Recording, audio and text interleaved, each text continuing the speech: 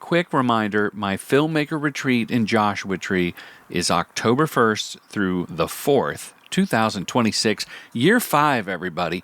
It's a small group of real working filmmakers.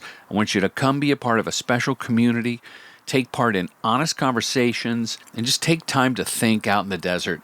And the food is fantastic. That's where all the magic happens, really, is we all eat our meals together. If you've been craving connection, transformational clarity about your career or life, and you really want to define your voice as a filmmaker, this might be right for you. So DM me or sign up quickly. It will sell out. Oh yeah, there's plenty of Magic Mind at the retreat. That's the mental performance shot that I drink daily. Okay, let's get on with the show. It's time for Respect the Process, a short chat about commercial filmmaking. Here's your host, director Jordan Brady. Oh, Helen, thank you. Listeners, it is the 25th of March. You know what? I'm a bad podcaster, Helen. I'm so sporadic these days. Remember years ago when we started, it was like every Thursday or every Tuesday, whatever it was. Now it's like it's been a month or so, and I dumped a bunch of episodes. Not dumped. I mean, I brought them forth as offerings to you people. But they were stockpiling, and I've been sitting on this wonderful interview with Gary Knight. Prep has gotten in the way, pitching, been shooting some crazy things, traveling a little bit. That's no excuse. Gary Knight is a fantastic, legendary editor, a partner at Cut+Run. He cuts film, he cuts commercials, Adidas, American Express, all the big brands. And we had a wonderful chat. I'm going to keep the intro short. I will play you a few messages. One from Posh Duo, our new sponsor. You may have seen some of my promos for the Posh Duo hair product. It's a 2-in-1 styling wax stick, Helen, because I'm a creative on the go, and that's what I need. So that's why I love Posh Duo. The Filmmaker Retreat is coming up. I'm going to start pimping that pretty hard because it's year 5. It's going to be super special. I've got discounts if you've done any of my film school courses or boot camp, or you're returning retreat filmmaker that you want to come back. And if you're just broke and you don't have a pot to piss in, you DM me and talk me into some sort of scholarship and I'll help you out. I shouldn't really put that on the podcast, but every year someone reaches out. Don't be shy, filmmakers. I want you there. Okay, cue up the tape with Gary Knight. Enjoy this chat.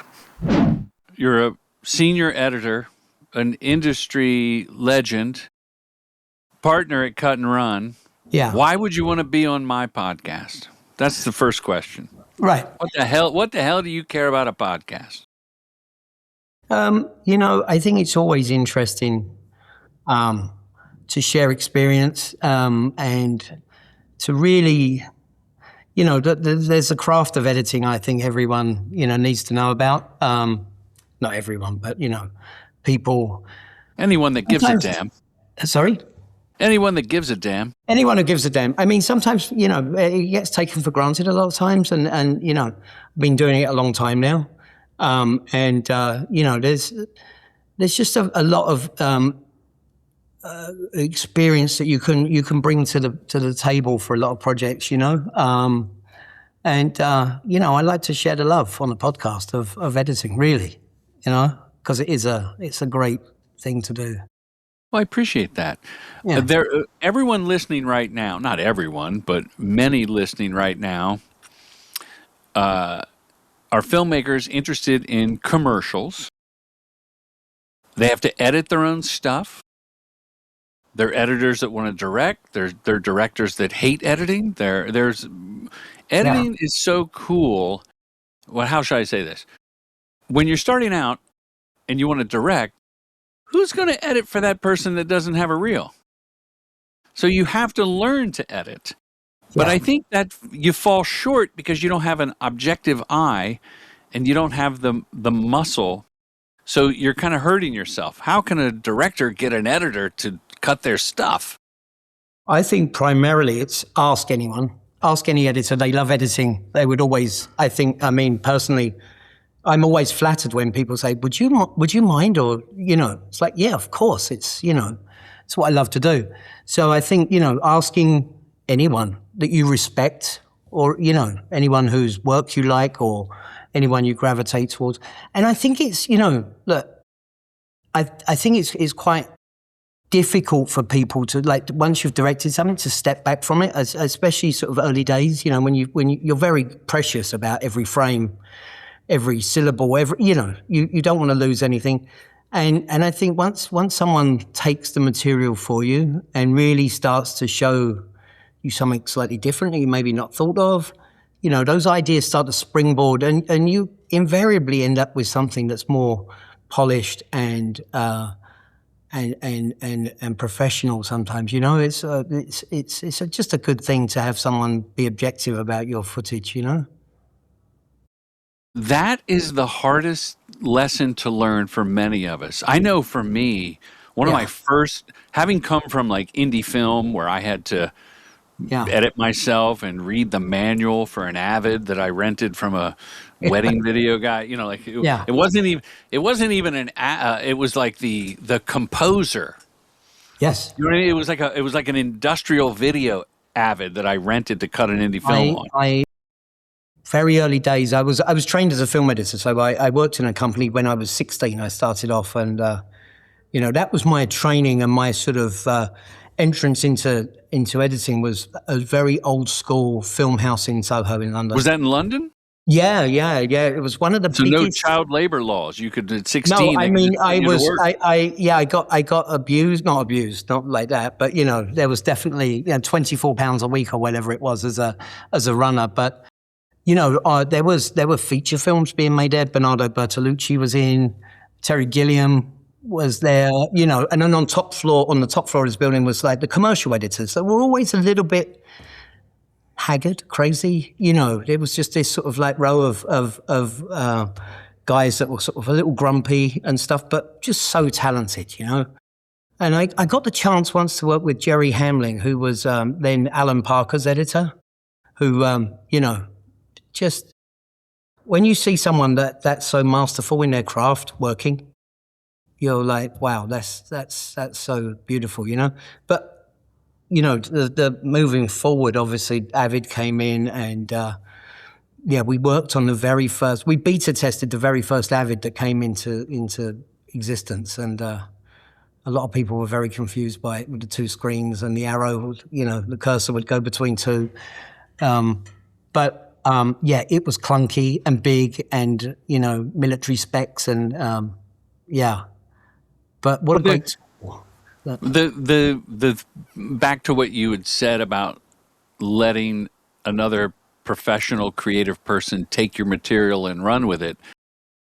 Coming from an indie film background, that first commercial I did, it was an editor at it was Cosmo Street in the late 90s, and I just remember seeing the cut, and even a temporary color pass on a shot that changed the whole mood, and part of me was like, what the fuck are you doing? That's supposed to be at the end. And then the other part of me was like, it really is quite better, isn't it? Well, I think that just to finish, Gary, that letting go was the hardest lesson. And now, as a gray beard, I can't wait to see how the editor just makes a new pastiche from this material. Look, I mean, the thing with editing, you can't break it, right? You can't, you know, you're not cutting up material like you used to with film. You're not breaking anything. It's all there. You can try infinite ways, you know, of trying things. And why not? If you've got the, you know, the material there to do it, why not try outlandish ideas? Why not put the end on I mean, whatever you want to do, you know?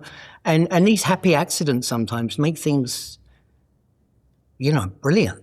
And I think, you know, for a director to give you his material and have total trust that you're going to not only work the board or, you know, his vision, but also, you know, bring something to the party that you shouldn't, you know, you shouldn't fear that. You should embrace that, you know, because you can always say, yes, no, I like my one. You know, it's okay. But not trying ideas, I don't think is okay. I think everyone needs to really, expand that. Now, I'm going to make an assumption, and you correct me, but when I go to the Cut+Run site and I click on your reel of amazing work, and I'll post something at jordanbrady.com, but I sent my son a spot called Tapestry by Gus Van Sant and yourself. Yes. And it's, I want to say it's for Chase Bank. Yes. Right? Yeah. And it's this lifestyle. So what do you call that style where it's images and a song, very little narration, if any? Yeah. And the agency creatives were had written this song. Well, not written this song. It's I believe an old folk song that they'd reiterated. And working with Gus Van Sant was obviously like, wow. The first time I met him, I was in a complete awe. But he was someone who came and sat on a stool in the corner of the editing room. And I was like, would you like to see the first pass? And he was like, when you're ready. It was very calm, which is nice. That makes you feel a bit, And I showed him some work and he was like, yeah, I like that, and it sort of builds this enthusiasm and this confidence with what you're doing, Yeah, trust. Trust, absolutely, yeah. But that was a great experience, and what a gentleman to work for, really. Well, the couple of reasons I asked that is based on that letting go, from the director's point of view of letting go and watching the editor elevate the work. I was wondering if Gus Van Sant was the kind of person that came in with, oh, it's got to be in this order. I really shot it this way on purpose, blah, blah, blah. He was... We've all got the book, boards, the idea, this is, and first of all as well, the other thing, trying to get stories into 30 seconds is not sometimes the easiest of tasks. To tell a coherent story, 30, 45, 60 seconds is hard. So, the fact that he's, and he was very like, listen, this is yours, you run with it. Just, show me. And that was brilliant, Well, it belies, that spot and a lot of your work belies a theory I have in telling new directors. Like, you can't just do a montage, throw a song under it, and think people are going to watch. But I was engaged for the whole minute. Yeah. And then when I go to the Adidas spot, House Party. Yeah, that was... that's just craziness. Yeah. And there's celebrities and pretty people. And again, no narration, no voiceover. It's just a story. It's a music video. Well, yeah, and coming from a music video background, that was an amazing experience, primarily because they shot 7 days. However, 65 hours of however many hours of footage, and no real narrative. The only brief was, it's got to look like the best house party you've ever been to or would want to go to. That was the brief. Yeah, the one you wish you were invited to. Right. Yeah. And the agency stayed out of the edit. I worked with the director, Nima. We spent sort of a month locked in a room just going through. And, he had a clear vision as well of what he wanted. And, we luckily happened upon that music track at the very last minute. We were working with something else. And again, happy accidents. We put that track on and it just all became cohesive. It became cohesive and just flowed, So, yeah, that was a real experience. Okay, so they didn't change a frame of that when they saw it. They were like, "This is, which was great because you've done a." So you said Gary, like, implying with nonlinear editing and the digital tools, we can try an infinite amount of things. How do you feel about with shrunken timelines? Yeah. Right. With a commercial specifically. Yeah. And the ability to try almost anything. Is there something that's great about the urgency? Or like you just said, you had a month that allowed more happy accidents to percolate and bubble as you marinated in the process? Like, what's the balance between we've got to turn it around and show the client in 3 days and we've got a month? Like, I've been on jobs where I'm like, God, I wish they had less time to edit. I wish we had less time to prep, script changes, Yeah, I agree. I mean, listen, I think it's a dual-edged sword. I think if you have too much time and you've got a room full of people, a lot of voices, and you're trying different things, sometimes you can water down what you initially have. And I'm a big believer in sort of a gut instinct when you watch something, and if you get an emotion from it, or if it feels right, it feels right. You can't. It's not a specific. Oh, it's the length of that shot. It just feels right. So I think and that comes with experience. I think of putting the brakes on a little bit and saying, well, let's just refer back to what we had earlier. I just want to do a comparison. Just to see that we're not straying away from what everyone reacted to initially. So do you have to play like psychologist? I've been in that editing room with the agency where I'm marveling, just being an impulsive person who will go, no, you can't, that's not the way it's supposed to be. What are you, crazy? We had it right. Whereas you seem very calm and controlled and patient.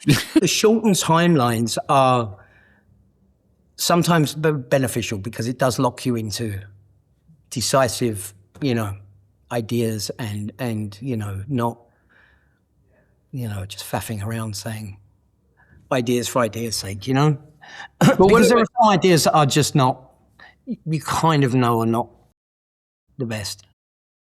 Yeah, I've had to bite my tongue and sometimes haven't gone, that's not one of your best ideas. No, in any phase of production. There's a diplomatic process with everything. And I always find, listen, I know what I know, but, I might be wrong. Let's try it. You may have something in your mind that I'm not seeing, and I like to be proved wrong sometimes. It's, it's nice when you happen across a different way of doing something, Crazy question, Gary. Yeah. Do you watch all the footage? Yeah. Or do you have an assistant pick selects? No, you know what? I watch every bit of footage. And as I've got wiser within this process, I now kind of know the pitfalls of what's coming. You read through a script, that's going to be maybe an issue. So What do you mean? So like shots, if it's too happy on that, it might send the wrong sentiments. Varying degrees of performance. Going through stuff that may be a mistake or an outtake that may give you a better look or something.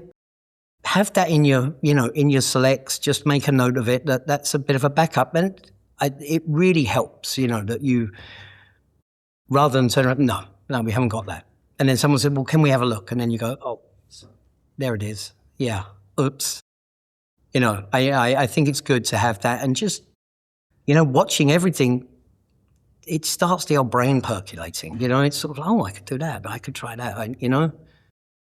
I'm so happy you answered that way. I mean, it wasn't a trick question, Gary. This is a conversation, but you could have said, no, I don't have time for that. But I knew you weren't going to say that you didn't watch everything. And I applaud you, because I know sometimes I've called people and gone, at the end of take 5, where we did a series of bits and let the guy improv, there's one little morsel. Oh, I just took the first take of the series. Yeah. Well, I mean, and there's another theory that you go for the last take or the last couple, because that's when everyone's kind of happy, I guess, But that's not always true, though. No, it's not always true, and you may have pushed it too far on that last take. And so it's usually the one before the last take. Yeah, and it's a game of subtleties. This, you can, one take that sends a bit of a bigger message than the other part will undo a balance of the rest of the of the film, and that's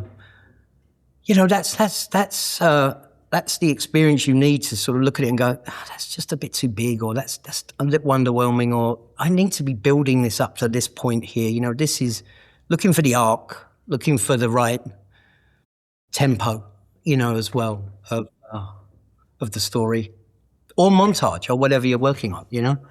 And comedy's another thing, you know, that I'm always fascinated by, because that's, you know, that's an art form in itself, sort of the comedy timing, the beat, you know. Timing, yeah. it's everything. Yeah. Well, timing and tone.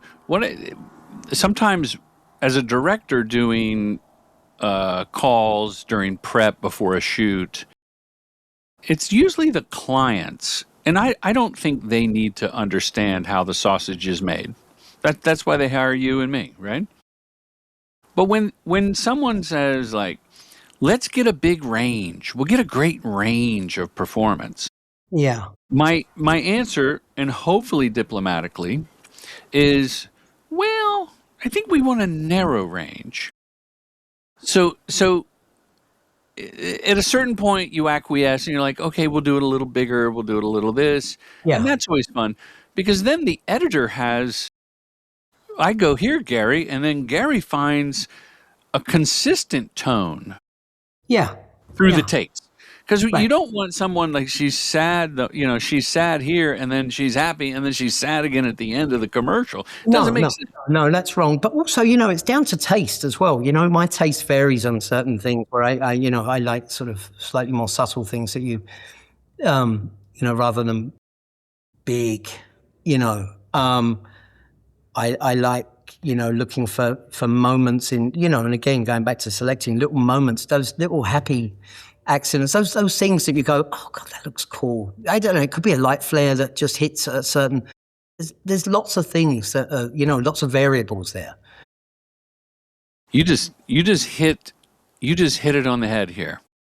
It comes down to taste. Yeah. I've often said on this podcast that the tools do not equal the talent. But I'm thinking about changing it to tools don't equal taste, because I don't know if you're listening right now, people on Apple Podcasts, or you're watching a clip, but this is an iPhone Director's Edition 15 Pro Max. I'm a few generations old, but with CapCut or Premiere on my phone or whatever, even within Instagram Reels, I can make some pretty sophisticated edits, overlays, even like remove Gary's background and put him in a jungle. Yeah, that flying in space, whatever you want to do. Around. That doesn't mean I have the taste. No, it so doesn't. how do you learn, other than experience and time? Is there a way to improve? I'm an up-and-coming editor. Is there a way to improve, or storyteller of any sort? Is there a way to improve my taste? Or is it just like I'm born with it or I'm not? I don't know. You know, it's a weird thing. You know, going back, you know, long, so, you know, 90s music videos where everything was shot super cheap, but there was, you know, you had to utilize every bit of footage or develop sort of ways of making things sort of a little different. You know, there wasn't the budgets to, but, you know, I kind of developed an unusual taste for the sort of darker side of things, you know, which I always thought was fun. You mean tonally? Darker? Tonally and visually, and sort of, you know, I worked with director Chris Cunningham back in, you know, and we did sort of music videos that they scared people sometimes, you know. It's like, what the hell is this, you know? I remember showing a client, I was working on a commercial, and I just finished Come to Daddy for Aphex Twin, and it's like famous video. Yeah, and I showed her, and she visibly moved away from the desk where I ran it for her. She went, "What the hell is?" You know, but that made me laugh. That made me think, "Oh, that's good." You know, so that dark taste, and then I think, I don't know, with the age and experience, your taste probably changes over times, and you know, the people, the directors you work with, and how things are shot. You know.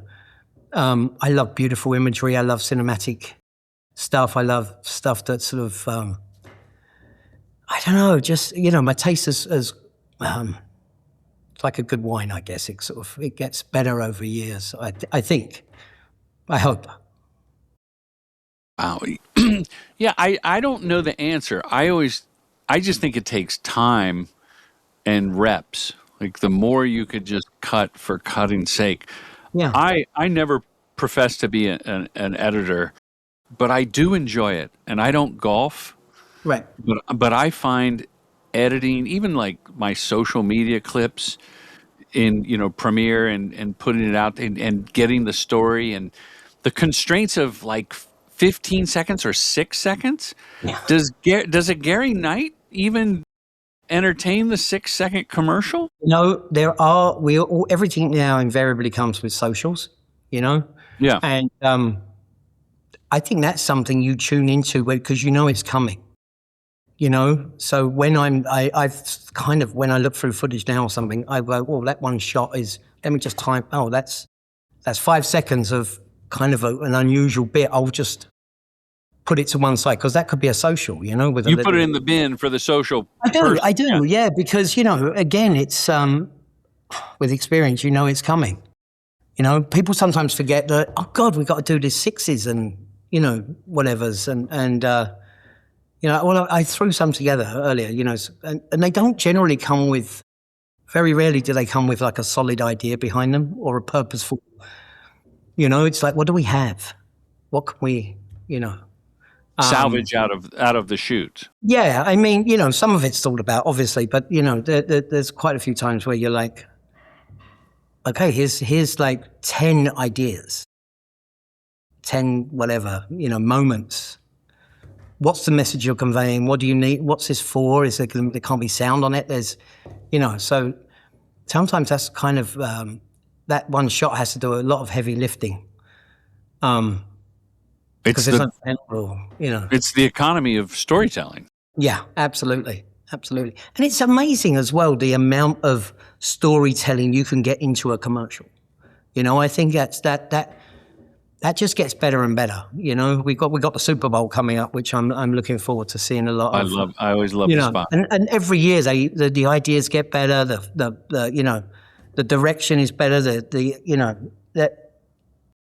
I really, it's like that little turning of the screw every year where it's like you up the ante, you up the, I think I would say that the Super Bowl, which is the Super Bowl of advertising for me, and I'm not a big American football fan. I do like the colorful outfits and the way they are tight, tightly fitting on the men with the muscles. Yes, I know what you mean. I do love that. And I don't like when they get dirty. I like when they play on the turf. It should be pristine. Yeah. That's another podcast, Gary. It is. What I've seen the Super Bowl become are these fantastic, break all the rules, obviously celebrity laden, but the Super Bowl spots, the good ones to me work outside of the Super Bowl. Some, like the collection, the cattle cave of stars from movie and influencers and all that, and they put them all together on a mountain or whatever. Those to me, if I see them in June, I go, oh, that was a Super Bowl thing. Like there's its own context for those kind of commercials. Yeah. But I like the ones that just stand the test of time, regardless. Absolutely. And a good spot is a good spot, and you can, I was watching some of the past. Someone posted up some of the past, year's work and stuff. Damn, that was really good. I forgot how good that was. And it comes with again, good writing, great director. Your talent pool, and the ideas are great. Really. How did Gary Knight get into editing? You said you were 16 and you were forced into child labor at that place. Hi, it's me, Jake, the editor. You probably know Commercial Directing Film School offers in-person boot camps and online courses. But did you know my dad does one-on-one consultations? Yeah, he does. So, now you know, okay? Anyway, now back to this enthralling interview. Very weird way I came into it. So I kind of left school early, and it was my father who was like, "What are you going to do?" And I'm not really sure. And he was like, "Okay." I kind of like watching films. I like watching television. And I was like, and he found out there was a thing called a youth training scheme, a media course that was opening up, where they took on like 18 students and gave job placements. And I was placed at London Buses in their staff training unit, which was like one other guy and me. And I kind of lied and said I had a photography O-level certificate. I wasn't a photographer. And that got found out very quickly. So I kind of bailed from that. And I went into Soho to see a friend of mine. And I happened to walk past this window and it had film cans and like stacked up. And I was like, I walked in, I said, "Listen, I'm looking for a job as a runner." And they went, "Great, our runners just left. Can you start tomorrow?" And it was an editing company. That was it. So I came into this environment like it was like a divine act almost, Sure, it was divine intervention. So and it was amazing. The gods plucked you and put you in this place. They plucked me. They directed me to this, and it was just unbelievable. Your eyes are open to this world of I had a. But let me ask a question. That editing house has like Steenbecks. Moviolas, Steenbecks. Moviolas and Technicolor dispatch for the whole of London. So every morning I would arrive super early, mark up the film cans, ready for all the other runners from all the post houses to come and get their film so they could sync it up for 8 a.m. preview theaters, Human Dropbox. Basically, yeah. So I you get to know everyone. Steve Gandolfi, who is the owner of Cut+Run, I've known him for years, and his enthusiasm for he was always super enthusiastic, even then, and very busy. So how do you then go from runner to hanging out late at night or editing when the shop closes, or was there a mentor? Yeah, there was many mentors. And as I said, I ran a little rubber numbering department, which was when you edge number the film for when it's cut. What do you call that? A rub and what? Rubber numbering. So I had a little rubber numbering. Rubber numbering. You edge number the edge of the action and sound so that it always corresponds when you start cutting it up. And wait, let's just pause here for a minute, because there's a lot of younger filmmakers listening right now. Yeah. Who they know this, but it's not on their consciousness that the film and the sound had to be sunk up. Right. Not like using even a slate. No. Like nowadays, pluralize or synchronize in your nonlinear thing. Yeah. You drop a thing in, there's a scratch track, boom, it's 4 seconds. But this is not even the editor syncing. This is you rubber stamping. Well, before that, you're as an assistant, you have to physically sync. So you're powering through 1,000-foot rolls of film and sound. Hand cranking, listening for the clap, marking the clap, and then looking on that tiny frame and going, "Oh, there's the board," And let me tell you, if you have ever been through that process and you screw up the sync and you're in a preview theater and you've got everyone there and the director and it's out of sync, you've got to sit there for 10 minutes and everyone's getting more and more angry. Believe me, you don't do that again. You double check. It gives you a lot of learning about covering your ass, really. I had a film play years ago in Montreal at the Just for Laughs Film Festival. Yeah. And I think it was like 4 reels and a short reel at the end, right? So 10-minute reels of film. Yep. Through the projector. We had made 1 edit in the first reel. And when it was Photocam or somebody, when they sunk up, they output the new print, it wasn't just a frame off. It was like 3 seconds off. Yeah, and people got up and left. At first, people laughed like, "Oh, it's out of sync." It's like, "What's up, Tiger Lily? It's dubbed. It's something. And I was freaking out Yeah. and just got up in the theater and yelled, "This is a mistake. The next reel is going to be in sync if you can wait 7 more minutes." Yeah. And It's a long time to wait. oh, it's eternity. It's a lifetime, you know? So your rubber So stamping. once you've sunk all that footage up, you take it to, and you've gone to the preview theater, and they've marked off the takes they like. It comes to you for rubber numbering. I had some, I took all the safety devices off my machine, so it ran really fast, so I could crank through a lot more. And again, you get to meet a lot of people. But I was so lucky because the editors, it was a company called Roger Cherrill's. The editors there were just, top class. And then there were all the feature editors on the other floor that you got to know. And then in the basement, there was a sound dubbing theater where they did Brazil and, the Time Bandits and all. So you've got all of these like layers that you're going, wow.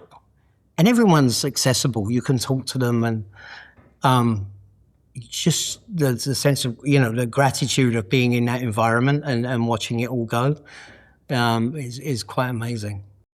Gary, I have this, I'm smiling because I'm thinking that if you didn't get caught and outed as not a photographer, yeah. Well, yeah. You wouldn't have gone to the other place. And then you go into this world, and how fortunate that you found your tribe. I found my tribe. And then also, at the same time, I've got a younger brother who's an editor as well. And he was leaving school, and it was like, come here. So we were runners together in the same company, But what was the big break? First of all, your brother's welcome on the podcast anytime. Oh, he's great. Yeah, he does a lot of drama. Larry Knight? Paul Knight. He does Peaky Blinders and stuff like that. But yeah, he's... my goodness. Yeah, fantastic. Yeah.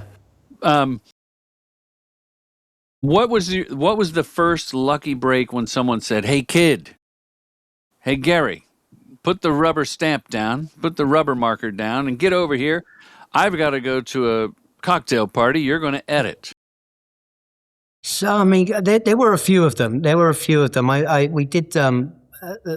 There was some 16mm documentaries we used to do for the COI, which was like the Central Office of Information, and there was an editor there who was just very calm and gentle mentor. His name was Mike Webb, and he would always encourage you to just cut some stuff, see how it works, which was great. Then there was another time when we used to offline edit some stuff, and I sat behind a guy called Phil Elderfield.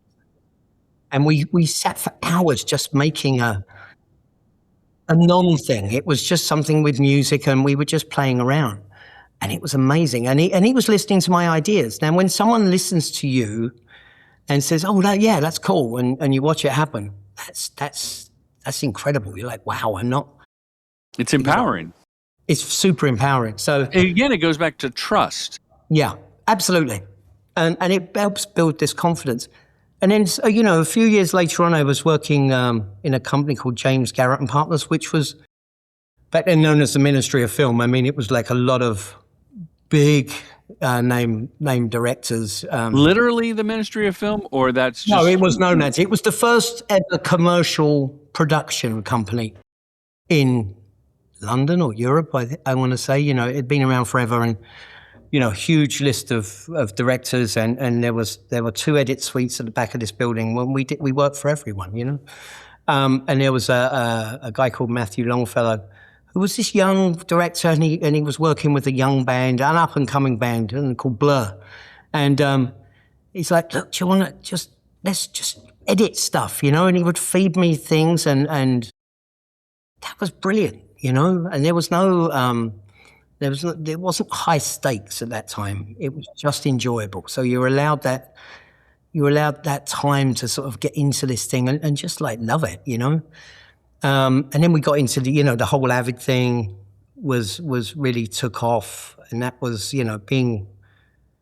coming from a film background and then going into the digital background. That was like another excited thing. A bit like there's the AI thing happening now.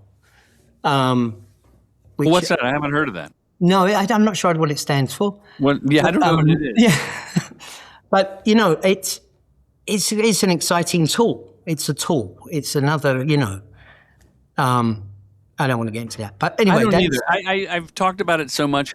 I love it. I hate it. I'm pretty good at it. I'm not going to get into it, but it just reminds me at the moment of like that time when people were like, oh my God, these computers. I didn't think it was scary. It was like, oh my God, this is like great. And then I left that job and I went to work at EMI Records with this guy Matt, and we worked on this documentary. And then I came out of there after that and had a little company with another guy, just doing cheap music videos, really, And that was like £100 music videos, just sort of. £100 is $87. What is £100? Yeah, about that. We released our first Avid. It was like inordinate amount of money. Oh, you got the Avid composer, the media composer. Yeah. What was the name of that company? Roland speakers and. What was the name of that company? Oh God, it was called Itopia. Itopia, I love it. Yeah, it was our little play on yeah. Anyway, that really, I was cranking through music videos, just meeting a lot of young directors, which was Are awesome. you married at the time? Or No, very much. This is late 80s, early 90s? Early 90s. Early 90s. Early 90s, yeah. Your own company cutting rock and roll music videos. I mean, rock and roll It's a crazy time. It was a stretch. I mean, you're cranking out a lot of stuff, and you're just sort of like meeting people, and it's like this kind of enthusiastic. Oh, he'll cut a music video for you for like a couple of beers, and But didn't all that?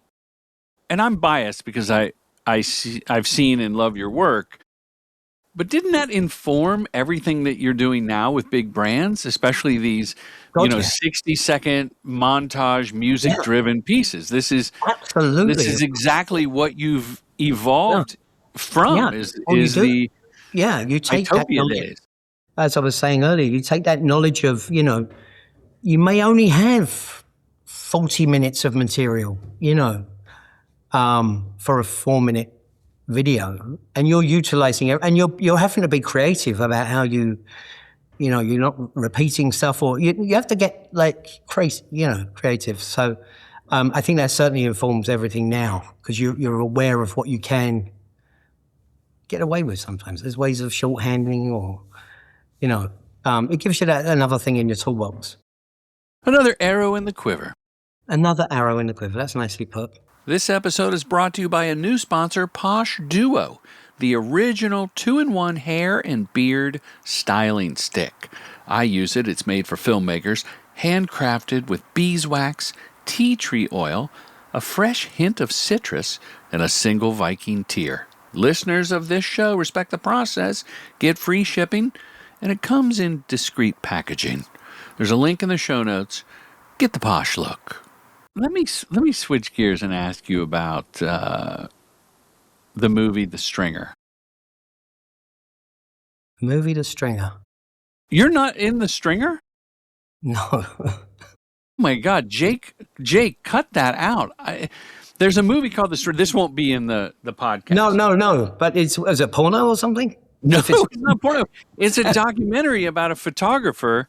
And there's a Gary Knight photographer. Oh my God, this is the weirdest. The amount of calls I've got saying we need to talk about your time in Syria, and I'm like, what? Well, I Googled, I looked, I go, I've never heard of this, and I asked the publicist, I go, what does he want to talk about? Well, we talk about the craft, talk about editing.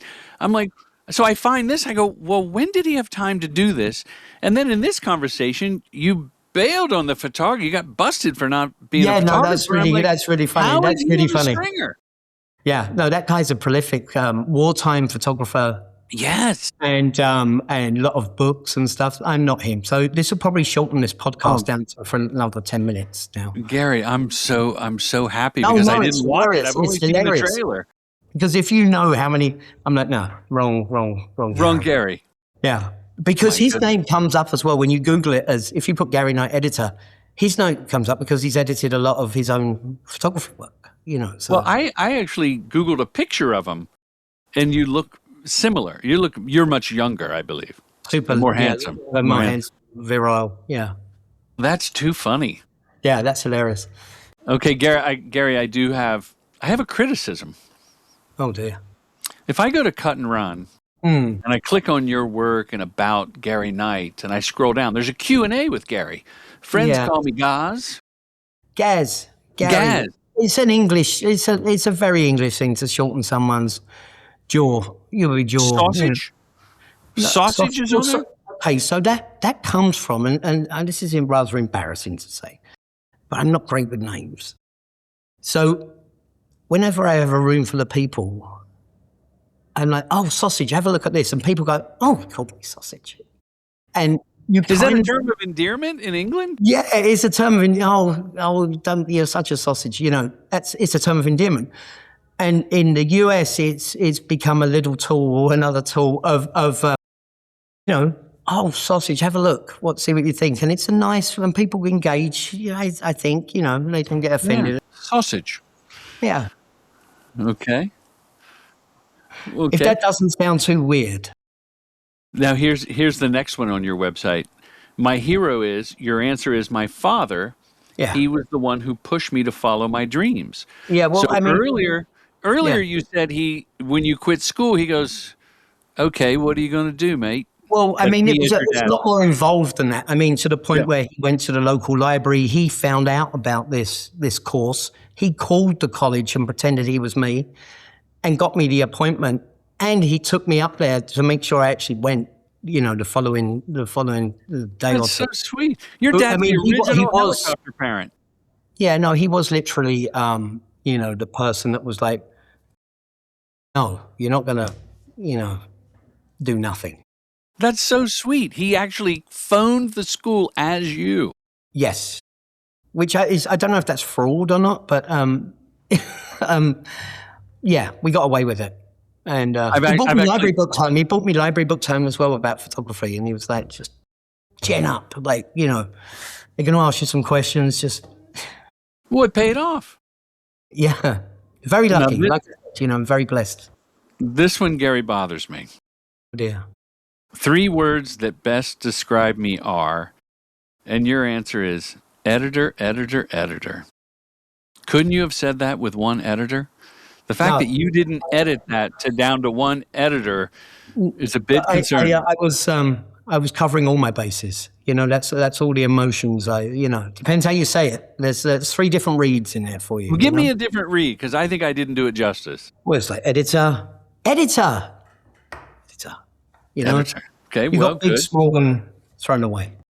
One with the small, as they say. So you gave me a range. A range. I am inspired by, and your answer was creative collaborations and people who push ideas forward. I think we covered that. I think we've totally covered that, absolutely. And then your favorite city in the world is London. And where are you right now? I'm in New York right now. I've lived in New York.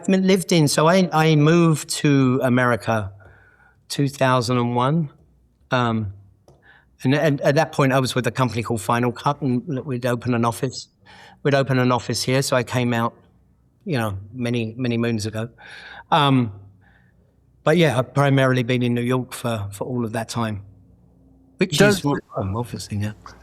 I love New York. I love London. I'm in Los Angeles. And when you land in a city, and I don't know how this is even logical, but you land in a city and you take on that vibe.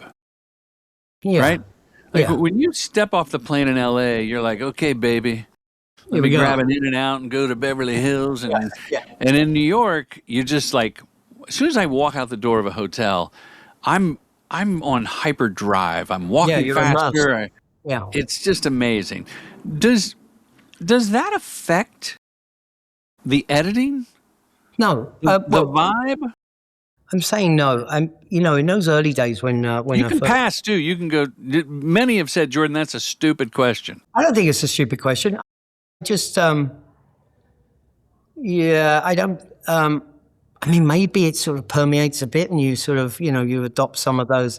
But I mean, you're being surrounded by not English agencies or directors and American stylistic and terms and terminology is always going to, I had to learn early on to curb my swearing and Really?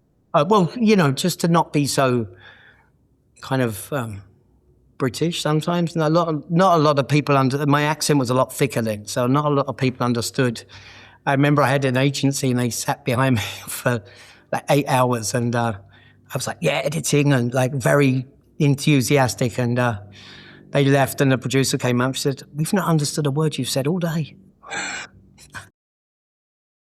I have a friend like that. That's funny. Yeah.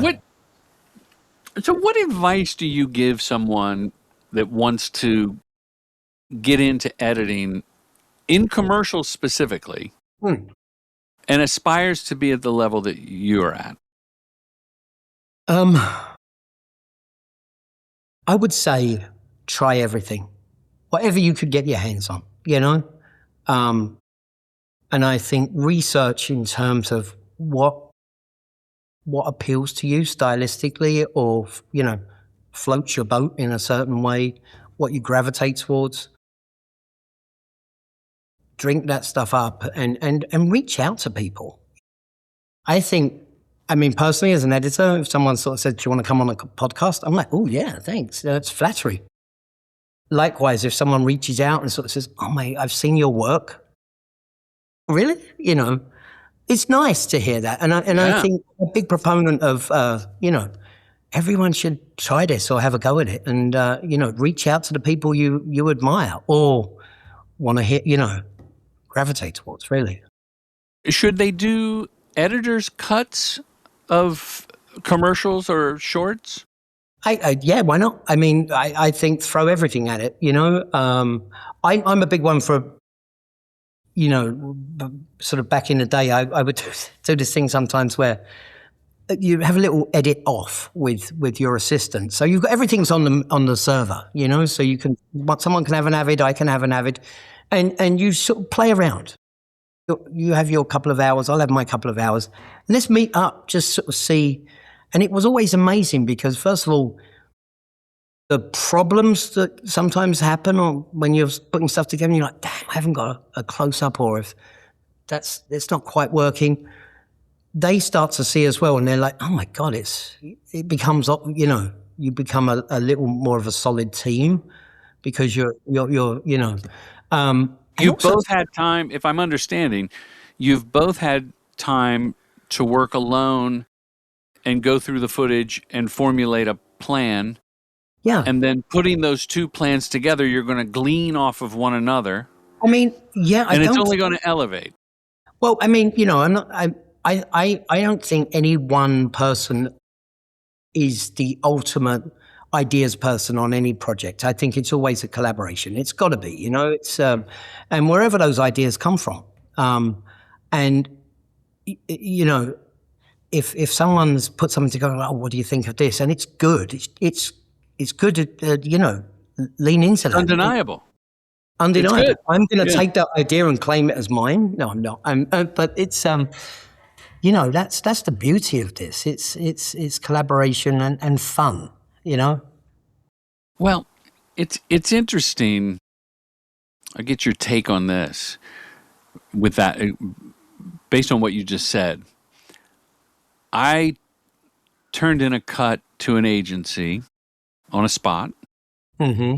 They downloaded it and then stretched a shot by a couple seconds to cover this close-up of a woman that everybody was having a problem with, and then sent it back. And never mind that it disrespects the process of, well, now I have to redo that in the offline so that in the finish we can, that doesn't matter. That's all just, I'm not going to complain, like, sure.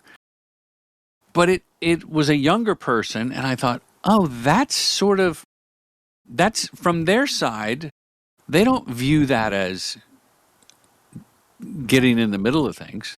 They view it as they're helping. Right. Yeah. Here's my suggestion. Here's my suggestion. Yeah. And at first I was like, hey, whoa, Yeah, don't you touch that. Don't you touch that. Just give me your notes and we'll take care of it. And Yeah. my company packaged the whole Right. production and post and everything. Yeah. And then with AI, which we're not going to talk about, No.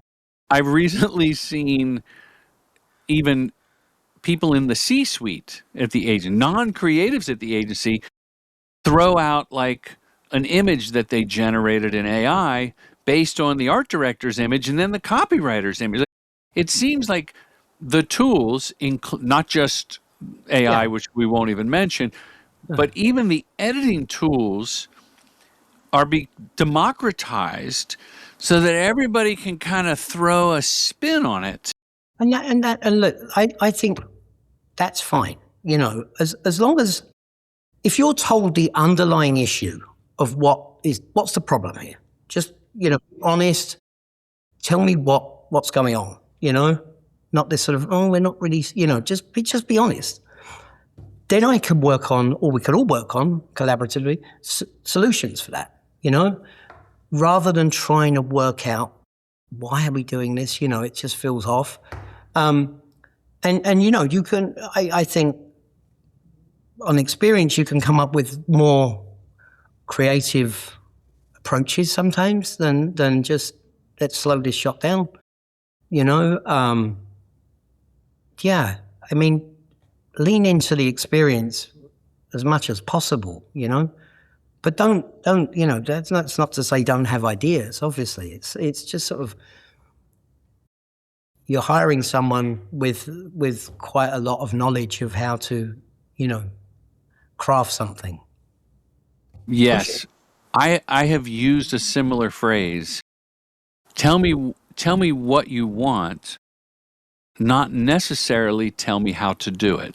No. And look, we'll work on it together, you know, but I often sometimes come across this sort of like this hoarding of the truth, you know, of what's going on, you know, like,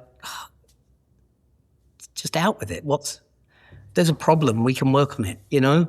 Well, I think your experience and your maturity and patience will help. Like, I'm now more patient with experiences like that, whereas before I might get all bothered about it. Now it's like, great, let's like you said, maybe there's another way to hide that shot. Why don't we just omit that shot and extend the head on the incoming shot? Would be the same thing and better.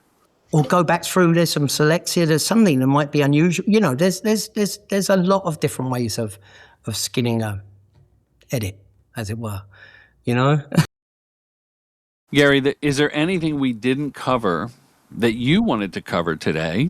I don't think so. You thought I would ask? Anything I didn't ask you thought, I know he's going to ask me about? No, I'm glad. I mean, coming into this sort of, I mean, it's my favorite subject, me. So that's been great. Yeah, same. No, I think it's you know, everything I like to talk about in terms of what I do has been covered, and it's been a real pleasure, you know. And hopefully, you know, if someone's out there and is inspired, that's amazing, you know. Could be the next big editor. Oh, I think this is going to be a very popular episode. When they click on Gary Knight, where should it take them? Instagram, Cut+Run, where? Cut and run. Yeah. Yeah, no, definitely. What is your dream project? My dream project? Oof. I don't know. I mean, every project's different, and I you know, and I've worked on a lot of things that I underestimated or didn't fully value, of how everything's different, you know. You sometimes the smallest thing can just take you away, and you're like, oh, that was fun, right? And sometimes the big ones are, you know, that wasn't as fun. You and I, being in the biz for a while now, how do you bring the passion to every project like that, big or small? Just because your love of the work, or? Yeah, I mean, look, I get to sit and play around with visuals and, you know, try stuff out and cut things together. I do that. I do this at home. I do it with my son. I bought him a nice camera, and he's 11, but he's really into like, Dad, look what it's brilliant, creative. It gets you out of your head, So I don't think that's ever gone away. Yeah, that level of passion is always there because it's what a great job, I love that. I love you make movies with your son.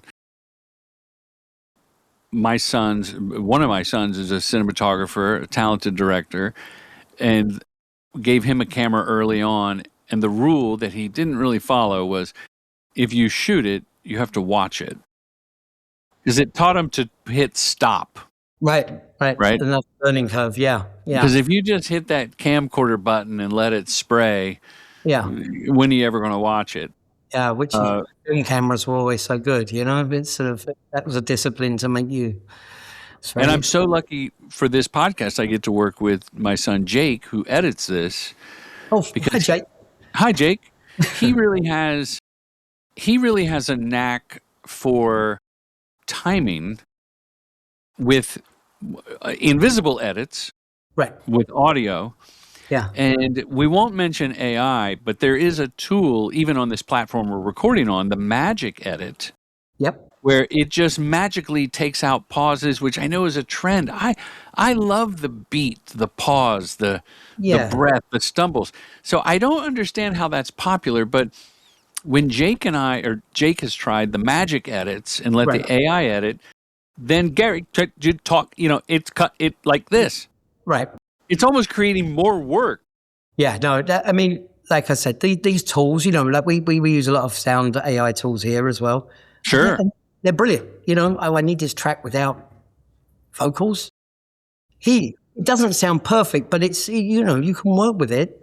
I need a voiceover that sounds, like this person, that's great. You can try these ideas out, and I think the ability to try ideas out, it's awesome, 11 Labs I've found useful. Yeah. And typing in a voice and choosing a voice and all that. But recently, 2 projects that were voiceover heavy, I said, and not even from a moral standpoint, Gary, but just said, there's actors that you can actually direct their voiceover. They have a system set up, a recording booth in their home closet that's rivals a studio. Yeah. And for the time it's going to take to get the inflection right on the VO, like some AI VO knocks it out the park first couple of takes as a temp thing. But I got to tell you, the 30 minutes with an actor and her booth at home and getting this human warmth and intonation, it's just, to me, it's a no-brainer. And I just think that's what you just said there applies to all of it. That sort of, collaboration, a human collaboration in a room, the happy things that happen, or, just the thought processes that go on. It's such I don't want to use the word organic, but but it is. It's kind of, and directing VO, that's all of it is the human touch. The one thing you just said I miss is being in a room. Even this podcast, in the very beginning, pre-pandemic, we're going back 13 years. We've been doing this, and people would come to my office, which was, I had some soundproof foam and 2 microphones and a recorder. I have to admit, because I love you like my brother, and this has been a wonderful conversation, but there's something a little extra je ne sais quoi on the episodes where we're in the same room. Of course. And I think I've adapted to Zoom a little bit. Yeah, no, I think you're an amazing host there, but I know it's like texting. If I much prefer a phone call, because I misread text all the time, and it's like, those intonations and stuff. I'm like, oh God, they're pissed at me. But I even read emojis wrong. Right? Yeah, exactly. So being in a room with someone, I think you just you pick up on their vibe, their body language. There's electrons, and so Transferring that to the edit room, I mean, I'm fortunate that a lot of the agencies will invite me to the edit, which these days is not commonplace for the director to be. Usually you hand off the footage after the shoot, the editor does what she's going to do. But I'm very fortunate, and I don't take it for granted. And I think I know now when to leave. There's after a while, the director fighting for the close-up of the woman, the grandma, and they're like, hey, yeah, we get it. We don't have time. We got to put more product.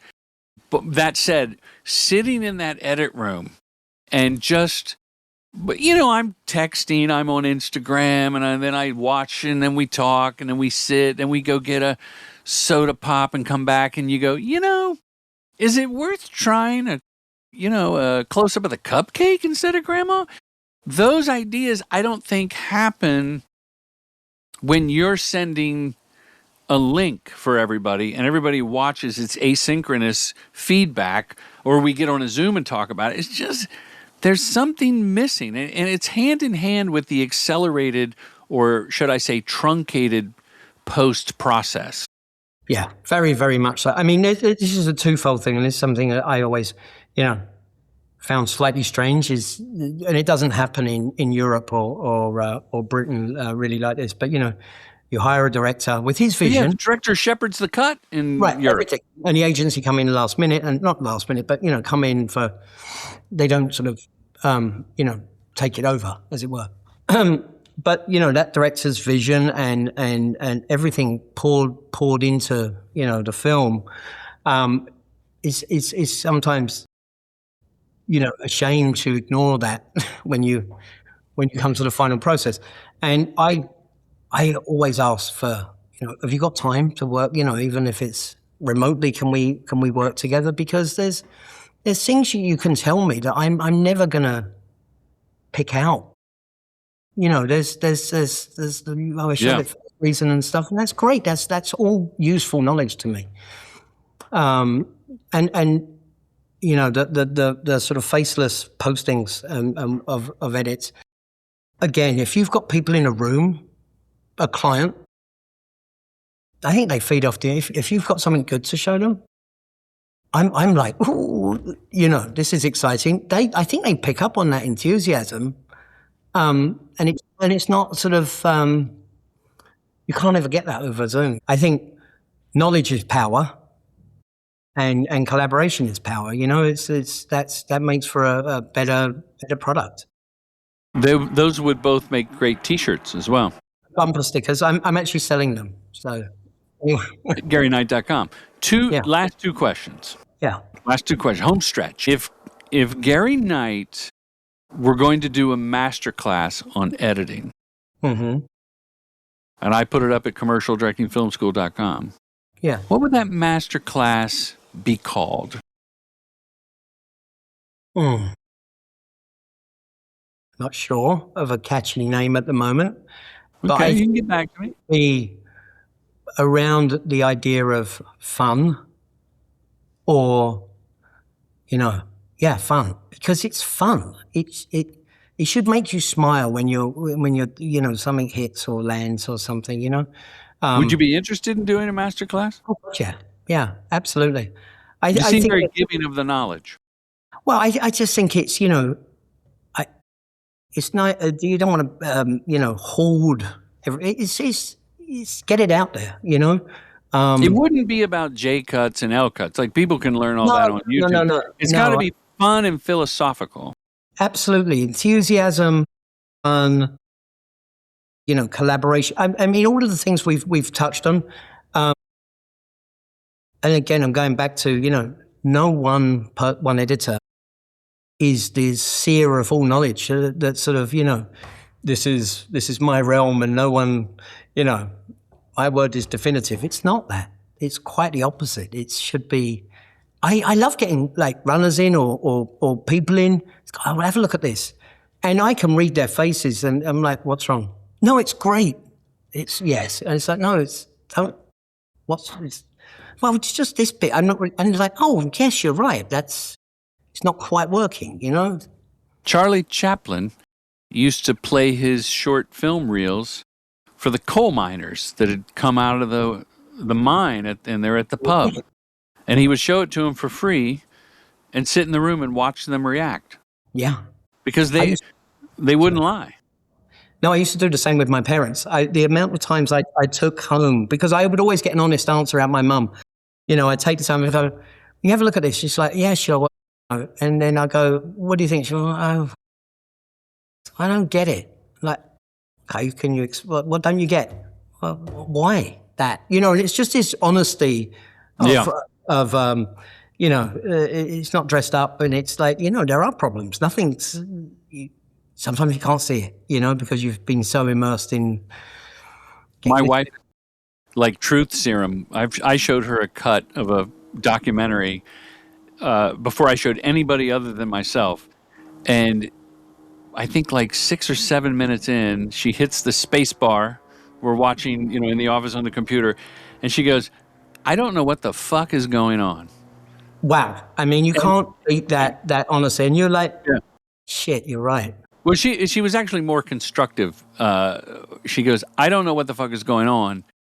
But since he said that, I now understand. Why don't you move that you got to move that to the beginning. Yeah, and that's a brilliant bit of critique that, you only get from certain people. I think honesty is always a good thing. If you don't get it, then you don't even have to have a solution. It's like, I don't really get it, Right. Okay, last question. Yeah. Gary, the show is called Respect the Process. Which I love. Because there it is back there. What is that? Everyone answers this.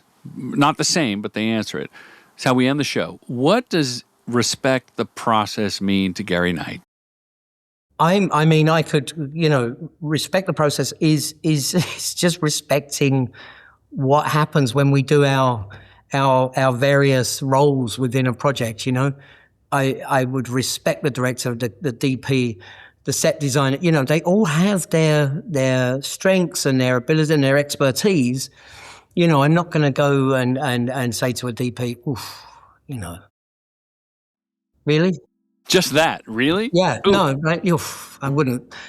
And I think there's a way of being respectful of people's expertise, as I said, in a collaborative way. We've talked a lot about collaboration, but respect the process, because it is a process. Respect it and honor it, and let it happen. That's a great answer. Gary, thank you for being on the show. Listeners, I will post some work, but you click on his name, you go to Cut+Run, it'll take you to Gary's reel. And come back anytime and thanks, Jordan. And philosophize with me. Thank you. Thank you, man. Have a great day. Bye-bye. Bye-bye. Commercial Directing Film School's mission is to help filmmakers direct commercials professionally. With online courses and in-person boot camps, we demystify the process to get you to the next level, all taught by your accessible mentor, filmmaker Jordan Brady. True Gentleman Industries. We make commercials.